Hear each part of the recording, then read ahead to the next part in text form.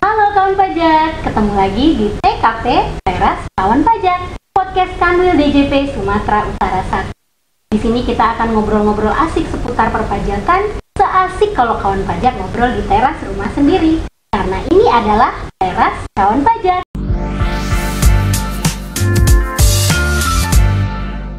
Nggak terasa kita sekarang sudah berada di penghujung tahun 2022. Nah, untuk menyongsong tahun baru nih kawan pajak, nggak ada salahnya sekarang kita berbagi informasi seputar NPWP.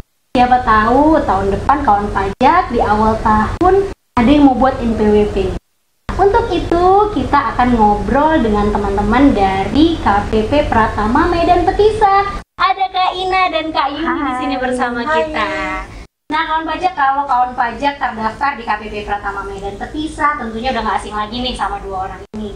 Kak Ina adalah penyuluh ya, Kak Ina di KPP Pratama Medan Petisa. Benar, ya. Kak Fitri. Sementara Kak Yuni adalah petugas TPT. Pasti sangat sering sekali dua orang ini berhubungan dengan kawan pajak.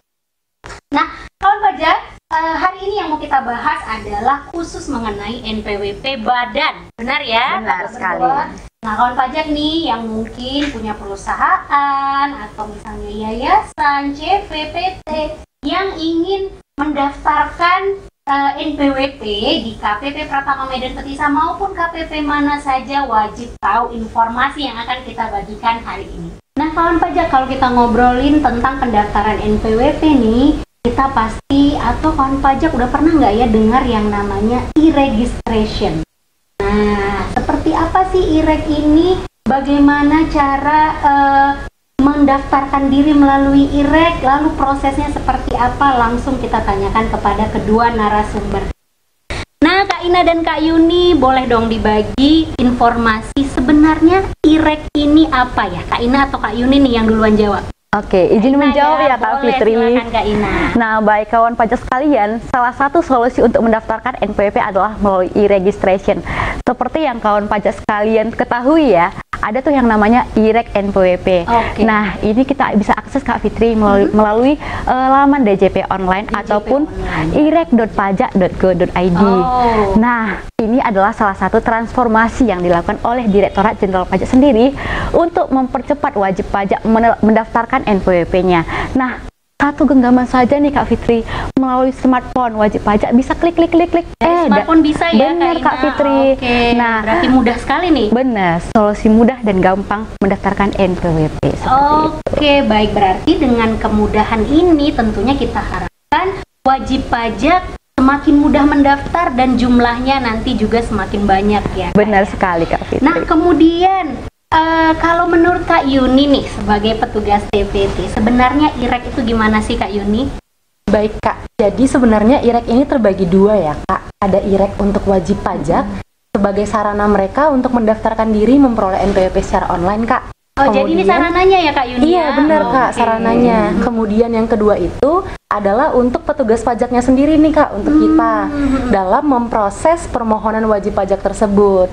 Jadi sebenarnya e-reg ini selain mempermudah wajib pajak, juga mempermudah petugas pajaknya nih Kak. Oh, jadi sama-sama nih, Benar. petugas pajaknya mudah, wajib pajak pajaknya lebih juga mudah lagi ya Bener Kak Yuni. Kak. Jadi proses yang oke. sebelumnya dilaksanakan manual, sekarang udah terintegrasi nih Kak, berbasis teknologi dan dilakukan secara daring gitu Kak. Jadi daring aja, nggak perlu datang ke kantor pajak, sekarang udah bisa daftar NPWP, meskipun NPWP badan ya? Benar sekali. Badan sekali. juga nggak harus langsung datang ya? Betul. Nah, kalau gitu dalam rangka memudahkan wajib pajak nih, apalagi kemarin kan masa pandemi ya, kita sama sekali tidak melayani tatap muka. Benar Berarti sekali. e-reg ini sebenarnya sebelumnya udah ada ya Kak Yuni dan Kak Ina. Benar Hanya sekali. saja waktu pandemi ini adalah salah satu inovasi kita. Iya, Jadi kawan pajak tetap dapat mendaftarkan NPWP meskipun nggak perlu datang ke kantor pajak gitu ya. Iya, benar. Nah, kalau memang kita memang memberikan kemudahan nih kepada kawan pajak semua, kira-kira mudahnya ini di mana nih Kak Ina dan Kak Yuni?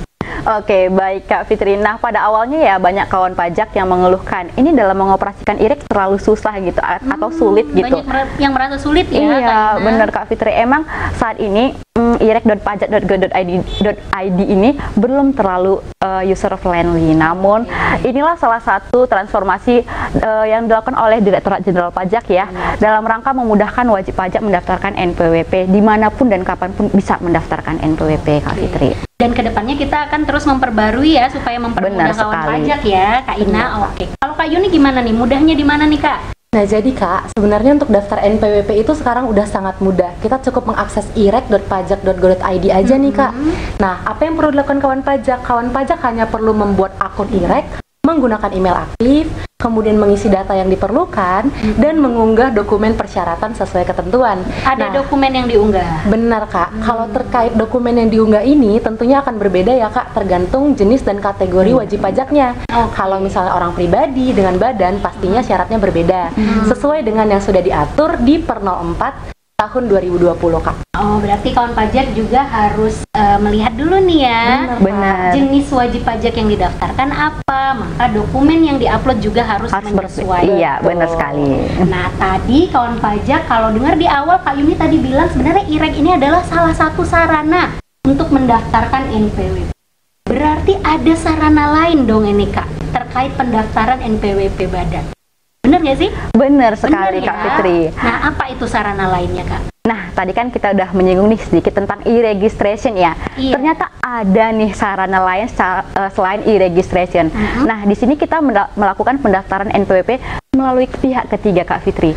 Melalui sistem administrasi badan hukum ya, dan perizinan berusaha.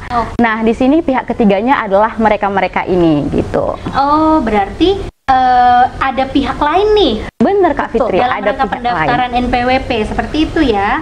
Nah, kalau kita pikir-pikir nih, apa nggak cukup nih untuk IREK aja gitu ya? Apa harus ada pihak lain untuk mendaftarkan NPWP? Kalau IREK kan lebih gampang nih, wajib pajak langsung nih berhubungan dengan kantor pajak. Apakah efektif nih dengan adanya pihak lain ini, gimana tuh?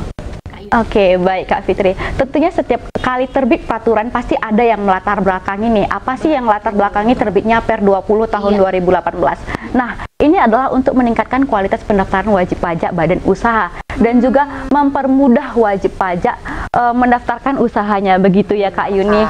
Nah, di sini kan kita harus melakukan kerjasama ya dengan pihak ketiga, termasuk dengan notaris gitu Kak Fitri. Pihak ketiganya notaris Iya. nih ya Kak Ina, itu dia. Apa sih tujuannya kita melakukan kerjasama dengan mereka? Untuk meningkatkan administrasi pelayanan kita secara elektronik gitu Kak Fitri. Oke, berarti ini ada andilnya notaris nih. Benar.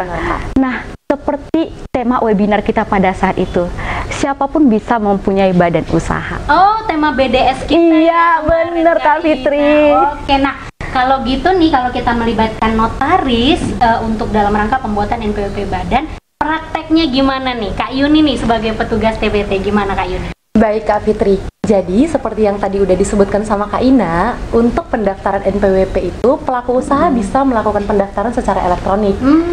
Secara elektronik Iya, ya. Kak. Yang pertama bisa dari SABH atau Sistem Administrasi Badan Hukum yang sudah terintegrasi dengan Sistem Informasi DJP. Yang kedua melalui OSS atau Online Single Submission yang juga telah terintegrasi dengan Sistem Informasi DJP nih Kak. Nah, pendaftaran melalui SABH sendiri itu dilakukan oleh badan usaha dengan status pusat melalui notarisnya Kak. Jadi ketika kita mendaftarkan NPWP itu sebelumnya kan kita buat akta pendirian tuh Kak.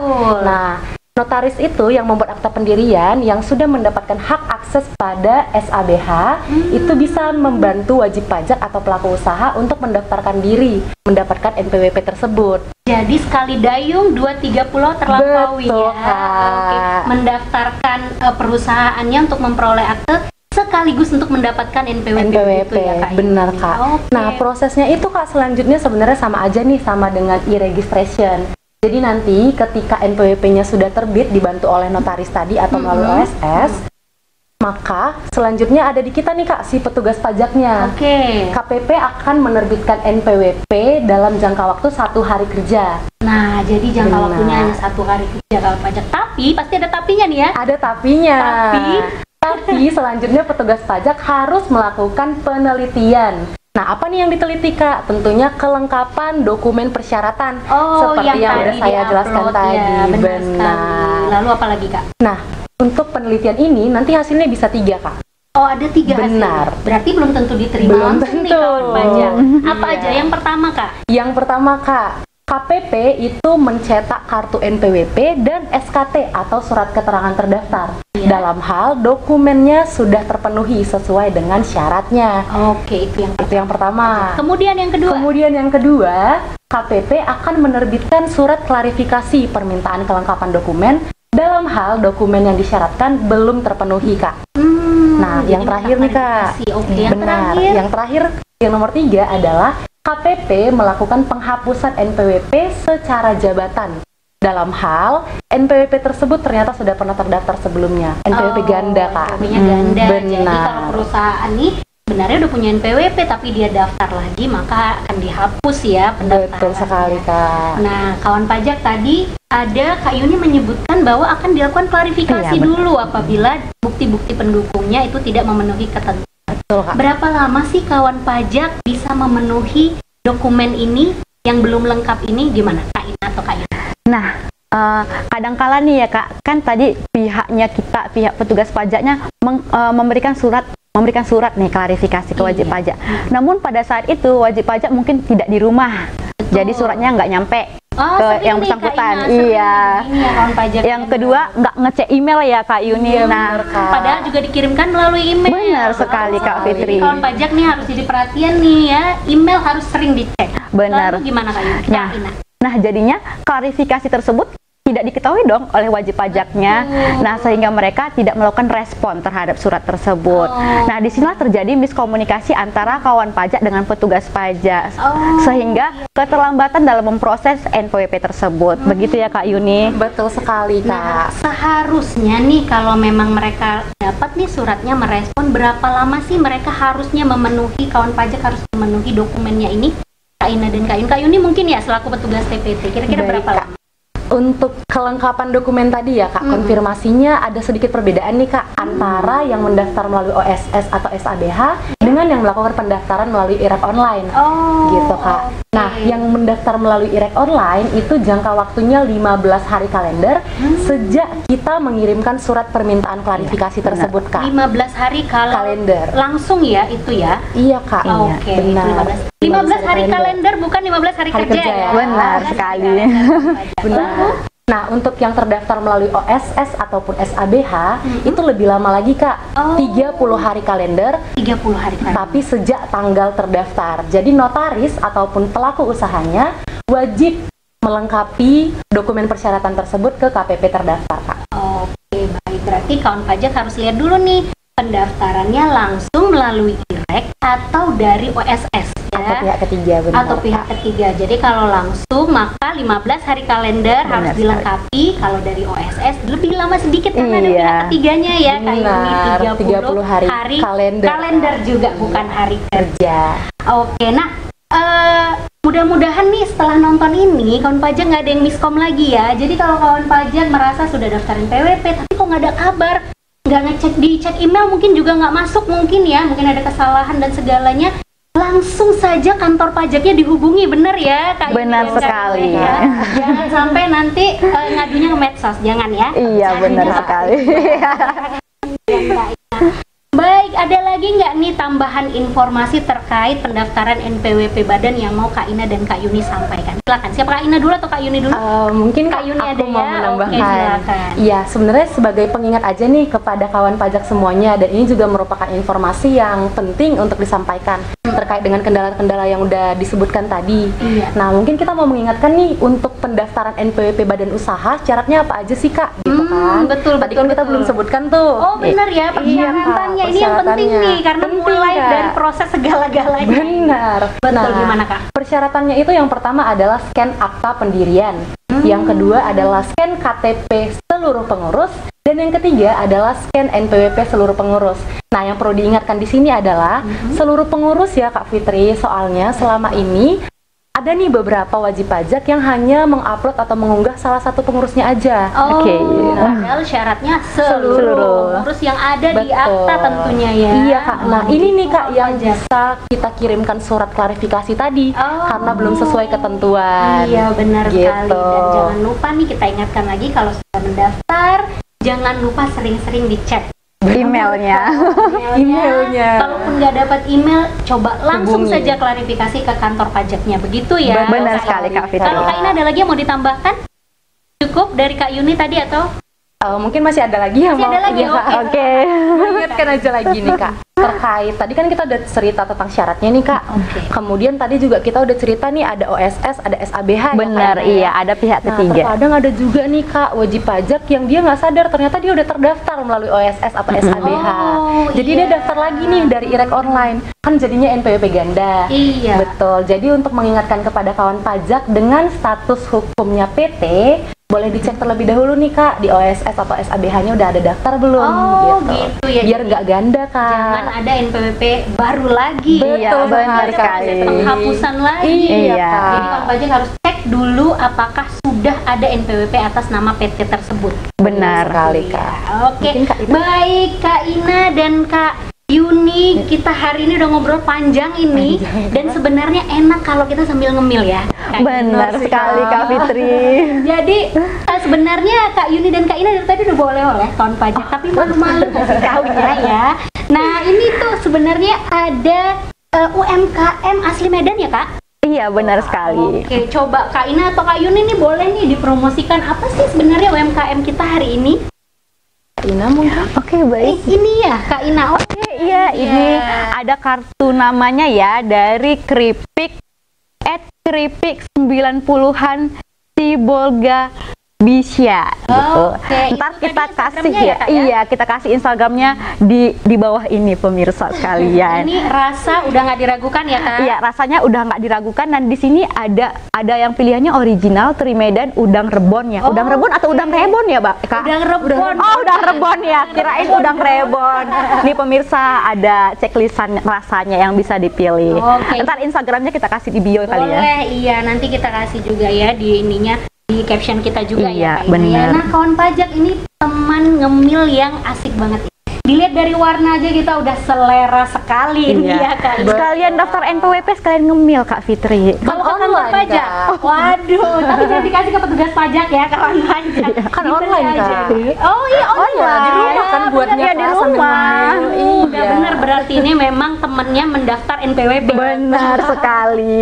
Oke baik, terima kasih Kak Ina dan Kak Yuni. Sebelum kita tutup nih, Kak Ina, Kak Yuni mungkin ada lagi yang mau disampaikan nih? Oh, ada Kak Fitri. Sebelum kita menutup podcast hari ini, kiranya izinkan saya memberikan satu buah pantun Kak Fitri. Boleh, silakan Boleh, Kak Kak. Ina.